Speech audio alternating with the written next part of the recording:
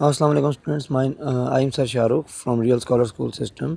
This is your physics class, and this lecture is for class 9th.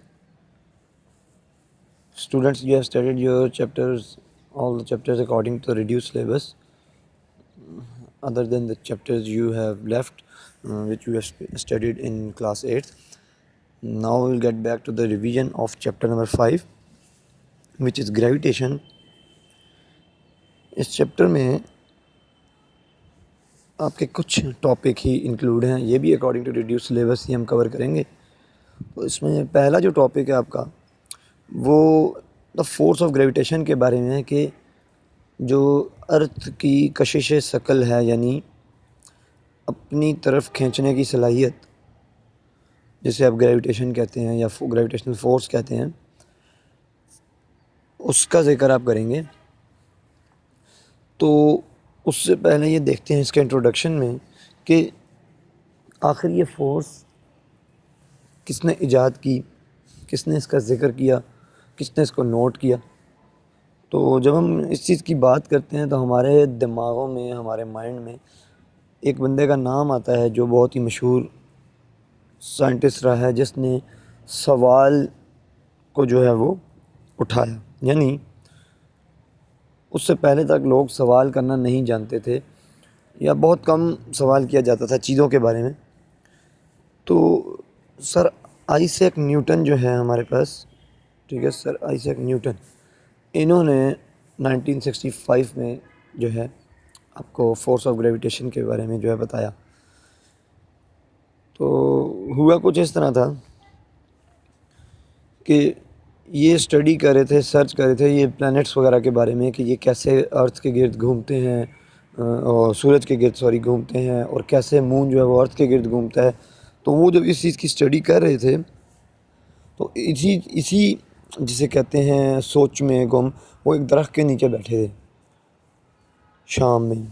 तो ऊपर से सेब गिरता है उनके सर पे, और वो सोचते हैं एक लम्हे के लिए कि आखिर ये सेब नीचे ही क्यों आया, ऊपर क्यों नहीं गया, साइड पर क्यों नहीं चला गया।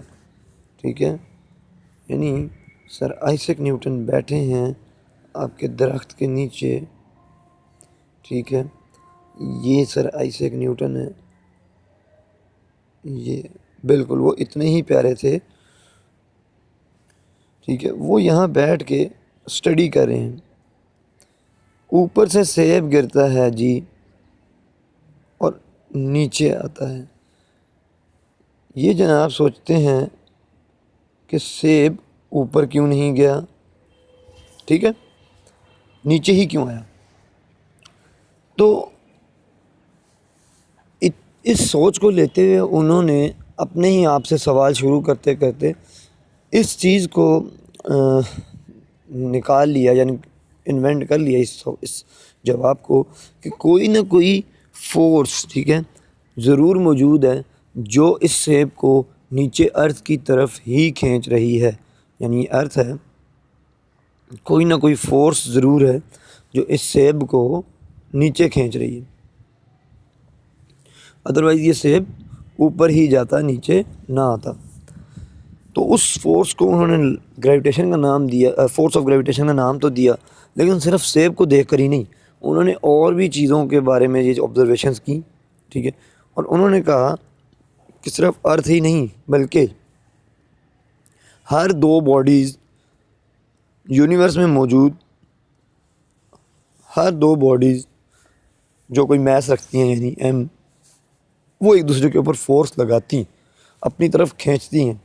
ठीक है, यानी ये दो बॉडीज़ ली हमने, कहते हैं M1 ये बॉडी है अगर, और M2 ये बॉडी है, तो M1 M2 की तरफ खींच रही है और M2 M1 की तरफ खींच रही है। ठीक है, पर हमने ये सोचा कि फिर अगर खींच तो रही है लेकिन कितनी फोर्स से खींच रही है। उन्होंने हमने से मरहत ये कि इंसान ने, तो फिर उन्होंने ये पता लगाया एक्सपेरिमेंटेशन से कि जो उन दोनों मैसेज का, यानी उन दोनों मैसेज का जो प्रोडक्ट होगा, यानी जितने ज़्यादा वो मैसेज होंगे उन दोनों का जो प्रोडक्ट होगा उतनी ही उन दोनों के प्रोडक्ट के डायरेक्टली प्रोपोर्शनल फोर्स लगेगी। यानी मैसेज ज़्यादा हैं तो फोर्स भी ज़्यादा लगेगी, कोई एक भी मैच ज़्यादा है तो फोर्स ज़्यादा होगी। अब एक मैच ज़्यादा होने से ओवरऑल फोर्स दोनों के दरमियान ज़्यादा कैसे होगी? अरे भाई, दोनों मैसेज को मल्टीप्लाई करना है तो कोई एक भी मैच बढ़ गया तो फोर्स बढ़ जाएगी, और दोनों मैसेज बढ़ गए तो फोर्स बहुत ज़्यादा बढ़ जाएगी। ठीक है, तो कहने का मतलब कि जितना बड़ा कोई ऑब्जेक्ट होगा वो उतनी ज़्यादा फोर्स से दूसरे को अपनी तरफ खींचेगा। अच्छा, अब क्या छोटा भी उसको उतनी ही फोर्स से खींचेगा? देखें यहाँ पे एक मैच बड़ा एक मैच छोटा है, तो डेफिनेटली जब दोनों का प्रोडक्ट आ रहा है M1 और M2 का, तो जब हम इन दोनों को प्रोडक्ट लेंगे तो चाहे कोई एक भी बड़ा हो जाए या दोनों में से हम किसी एक को भी रेफरेंस रख लें, फोर्स का मैग्नीट्यूड तो दोनों के मैसेज के प्रोडक्ट के बराबर है। ठीक है, तो जो छोटा मैस है वो भी उसकी फोर्स का जब हम फार्मूला लगाएंगे तो उसका मैग्नीट्यूड भी इन दोनों के प्रोडक्ट के ही बराबर आएगा, डायरेक्टली प्रोपोर्शनल आएगा, सॉरी। ठीक है, तो यहाँ इस तरह की बातें देखते हुए ये अंदाज़ा लगाया गया कि वो जो फोर्स है जो एग्जिस्ट करती है इन दोनों मैसेज के दरमियान, ठीक है, उसका मैग्नीट्यूड जो है वो इन दोनों के प्रोडक्ट के डायरेक्टली प्रोपोर्शनल है। तो चाहे वो फोर्स ये उस पर लगाए M1 M2 पर, या चाहे M2 M1 पर लगाए, वो फोर्स दोनों के दरमियान अट्रैक्शन की फोर्स है वो बराबर ही आएगी दोनों के लिए ही, बट डायरेक्शन अपोजिट होंगी, क्योंकि एक की डायरेक्शन इधर है तो दूसरे की इधर, इसका हम माइनस लगा लेते हैं। तो हम यूँ कहते हैं कि जो फोर्स है वो डायरेक्टली प्रोपोर्शनल है दोनों के प्रोडक्ट के, मैसेज के प्रोडक्ट के, बट अपोजिट इन डायरेक्शन है। ठीक है, अच्छा यानी अब यूँ कहें कि एक ऑब्जेक्ट जो है वो दूसरे पर अगर एक्शन कर रहा है तो दूसरा उस पर अगर रिएक्शन कर रहा है, और एक्शन और रिएक्शन न्यूटन के थर्ड लॉ के मुताबिक बराबर ही होते हैं, ये न्यूटन का ही लॉ है। एनीवेज, फिर जब उनके दरमियान मैसेज के दरमियान डिस्टेंस, यानी ये जो इन दोनों के दरमियान दूरी है, जब इसको देखा गया, इसको ऑब्ज़र्व किया गया, तो हमें ये पता चला कि मैसेज बढ़ाने से फोर्स तो बढ़ रही थी, कोई एक मैच भी बढ़ाने से इवन, बट डिस्टेंस बढ़ाने से फोर्स कम हो गई। कॉमन सेंस भी आपको यही बताती है, दो ऑब्जेक्ट्स या दो अगर आदमी भी आपके पास हों, उन दोनों को आपस में दूर कर दिया जाएगा तो उनका आपस में इंटरेक्शन कम हो जाएगा, यानी आवाज़ वगैरह नीचे एक दूसरे के सामने जाएगी। ठीक है, एक दूसरे को जाएगी। तो कहने का मतलब ये है कि उन दोनों के दरमियान इसी तरह जब डिस्टेंस बढ़ा देंगे तो हमने ये देखा कि सिर्फ एक गुना डिस्टेंस बढ़ाने से एक गुना फोर्स कम नहीं हुई, बल्कि फोर्स दो गुना कम होगी। तो हमें ये पता चला कि फोर्स जो है वो डिस्टेंस के स्क्वायर के इन्वर्सली प्रोपोर्शनल है। ठीक है, यानी अगर हमने डिस्टेंस को 2 किया तो फोर्स 4 टाइम डिक्रीज़ हुई, अगर हमने डिस्टेंस को 3 किया तो फोर्स 9 टाइम्स डिक्रीज़ हुई। ठीक है, square the times inversely proportional थी फोर्स, ये हमने एक्सपेरिमेंटली प्रूव किया। अब अगर हम इन दोनों रिलेशंस को मिला के लिखें तो कुछ ये रिलेशन बनेगा, F is directly proportional to M1 M2 by D square, यानी डिस्टेंस उन दोनों के दरमियान उसका स्क्वायर। और जब हम इस प्रोपोर्शनैलिटी को इक्वालिटी में लेकर आते हैं तो एक कांस्टेंट इंट्रोड्यूस करते हैं, ग्रेविटेशनल कांस्टेंट, जिसे हमने नाम दिया है proportionality of constant, it is also called universal constant of gravitation या ग्रेविटेशनल कांस्टेंट। इसकी वैल्यू क्या आई आपके पास? जब आपने एक्सपेरिमेंट्स किए, आपने यहाँ से अगर मैं जी के लिए एक फार्मूला निकालूँ, ये कैपिटल जी के लिए, तो फार्मूला कुछ इस तरह बनेगा कि M1 M2 उधर जाके फोर्स के नीचे डिवाइड हो जाएंगे। ठीक है, ये फोर्स के नीचे इधर आके डिवाइड हो जाएंगे, और ये डिस्टेंस जो है ये दूसरी साइड जाके फोर्स के साथ डिस्टेंस का स्क्वायर मल्टीप्लाई हो जाएगा। ये आपके पास जी का फार्मूला आ गया। ठीक है, तो इस जी के फार्मूले में हमने बार बार फोर्स की वैल्यू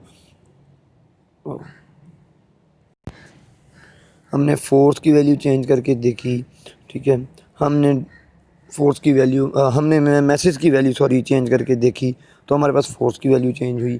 ठीक है, जब हमने डिस्टेंस की वैल्यू चेंज की तो भी हमारे पास फोर्स की वैल्यू चेंज हुई, बट वो चेंज कैसा था?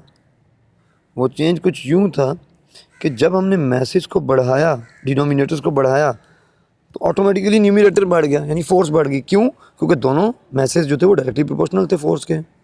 ठीक है, ओवरऑल इफेक्ट ऊपर नीचे डिवाइड हुआ तो कैंसिल हो गया इफेक्ट। इसी तरह हमने जब डिस्टेंस को बढ़ाया तो हमारे पास फोर्स कम हो गई, स्क्वायर द टाइम्स।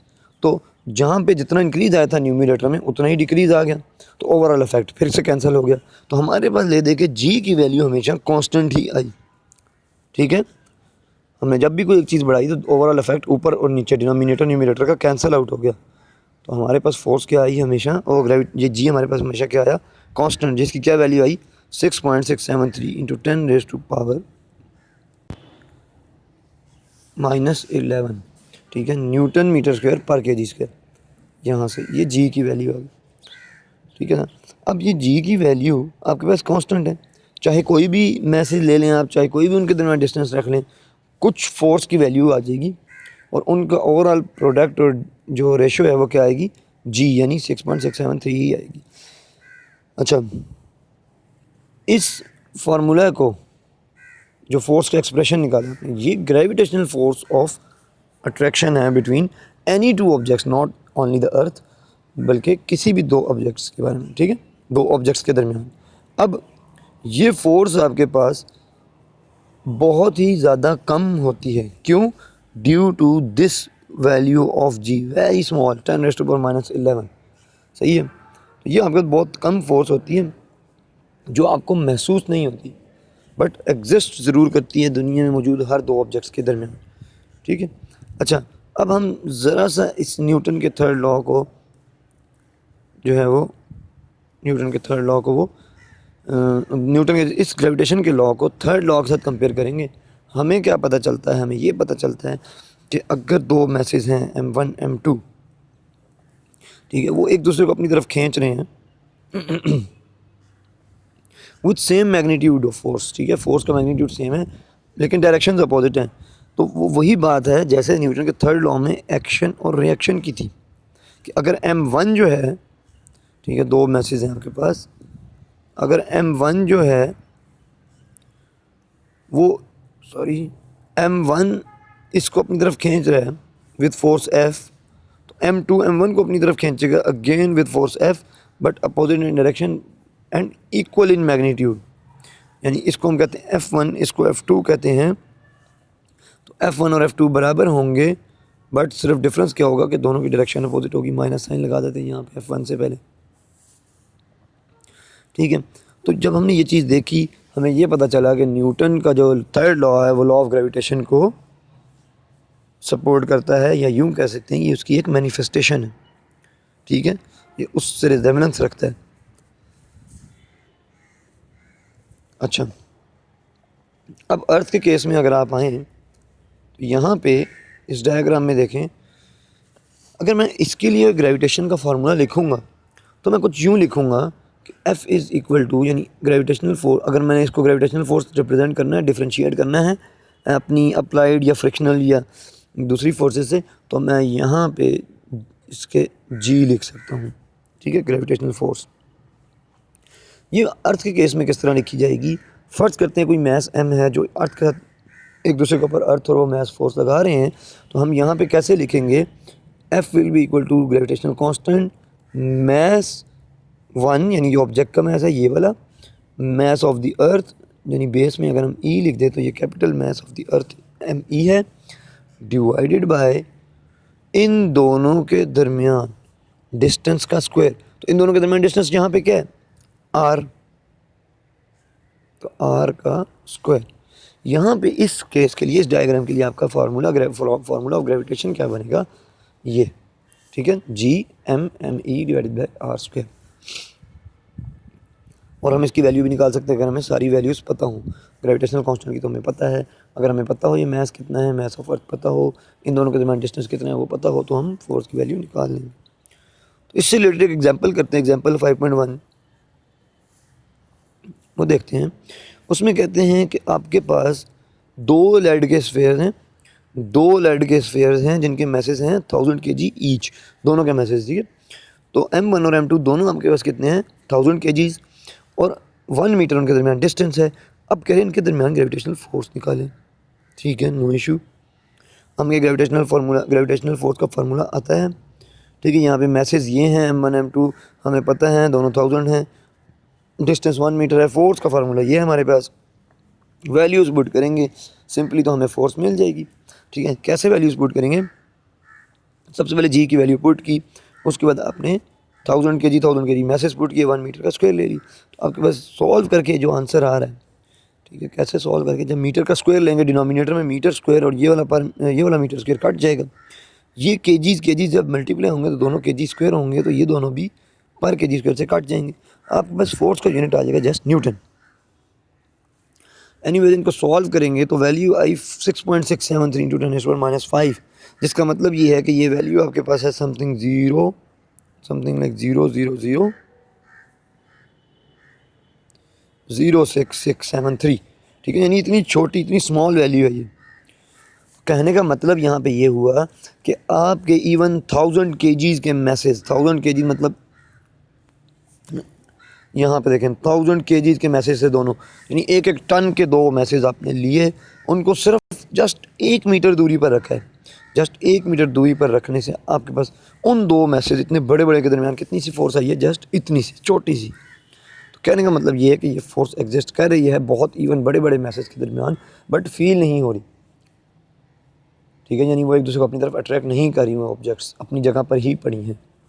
उसकी भी रीज़न ये है कि उनका जो इनर्शिया है, यानी रुके रहने की सलाहियत, वो इतना ज़्यादा है, ठीक है, उनका जो यानी मैस है वो इतना ज़्यादा है कि आपके पास जो आपकी फ़ोर्स आई, ये वाली एफ जी ग्रेविटेशनल फोर्स, वो इतनी स्मॉल है कि इसके इनर्शिया को, ठीक है, यानी इसके इनर्शिया को या इसके मैस को मूव नहीं, इसमें इसको इतनी फोर्स, ये फोर्स नहीं दे सकी कि वो इस फ्रिक्शन को ओवरकम करके या अपनी इनर्शिया को ओवरकम करके मूव कर सके।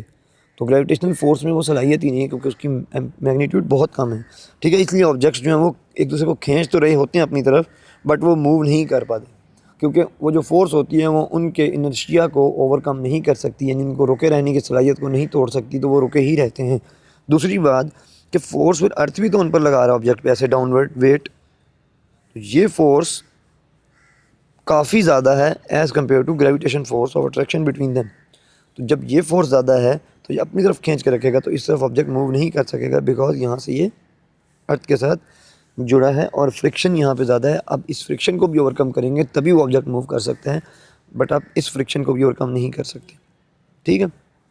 इसलिए बज़ाहिर हमें नज़र नहीं आता, बट ये फ्रिक्शनल ग्रेविटेशनल फोर्स एग्जिस्ट करती है दो मैसेज के दरमियान, ठीक है ना। इवन दो चेयर्स जो पड़ी हैं आपके सामने, वो भी एक दूसरे को अट्रैक्ट कर रही हैं। एनीवेज ये एग्जांपल आप देखें, प्रैक्टिस करें, और बाकी बुक से रीड करें इस टॉपिक को, और साथ ही मैं नोट्स से आपको बताता चलूँ। नोट्स में ये क्वेश्चन इस टॉपिक से रिलेटेड बनते हैं। क्वेश्चन नंबर 1, 2, 3, 4, और बस अभी फ़िलहाल इतना देख लें, बाकी आगे जो है नेक्स्ट, हाँ, नेक्स्ट जो है वो अगले लेक्चर में देखेंगे इंशाल्लाह, नोट्स से पढ़ेंगे। तब तक के लिए अपना ख्याल रखें। अल्लाह हाफ़िज़।